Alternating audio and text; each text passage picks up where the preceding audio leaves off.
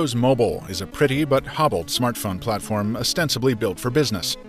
But about 2 years ago, Windows Phone was a family of trailblazing handhelds with a style you couldn't find anywhere else. I'm Michael Fisher, and the phone I'm holding is a remnant of that brighter, bolder time. This is the Windows Phone that never was, the Nokia Maklaren. If you know anything about Windows phones, you can probably see where the inspiration for this design came from. Remember that phone that AT&T was pushing about 3 years ago? The one with the bumblebee paint job and the 41-megapixel camera? That was the Lumia 1020. And this is what Windows fans might have called the 1030. This is a prototype obtained by Windows Central. Pardon all the tape, but it's there to hide all the serial numbers. In the hand, it feels like what it looks like. A larger, metal-clad version of the 1020 with that immense camera crater around back, making things a little awkward until you get used to it. The specs are unremarkable for a late 2014 device, which is no surprise. Windows Phone ran very well on even low-end hardware, so there was no reason to spec it out. And even though that massive camera suggests some intense optical stabilization, the sensor within was not 41 megapixels, but instead somewhere between 21 and 23. And since the camera software was never completed on this device, we don't know anything more about it.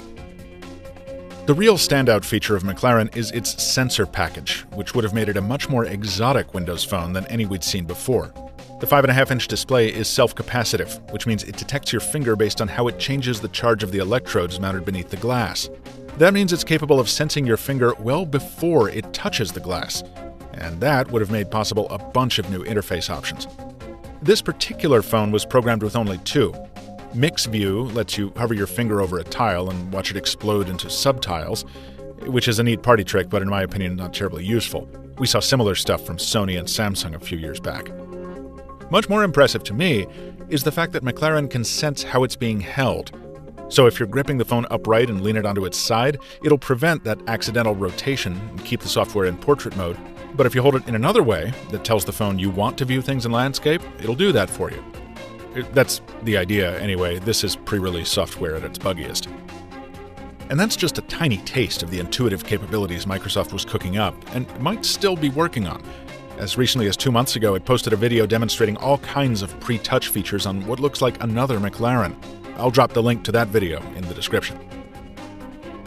Some will call this empty gimmickry, incapable of ever pushing Windows Phone into relevance, and maybe the latter point is true. To me, though, the Maklaren stands for more than that. It's both a landmark to a once great phone manufacturer and an echo of a Microsoft that once embraced doing things differently, boldly striking out in the opposite direction of the competition, not just for the sake of being different, but because in some ways its design choices made more sense, and it wasn't afraid to express that. It's a shame it didn't work out. Windows 10 Mobile, though superior in many ways, still lacks the vibrance and stability of the earlier versions. But I'm glad I got to share with you what might be the last remnant of that exciting era. There's a lot more to the Maklaren, folks, and if you're looking for a true deep dive, be sure to hit up Windows Central for the full write-up and 2 more videos, links in the description below. Also, subscribe to Mr. Mobile for more videos just like this. We'll see you next time.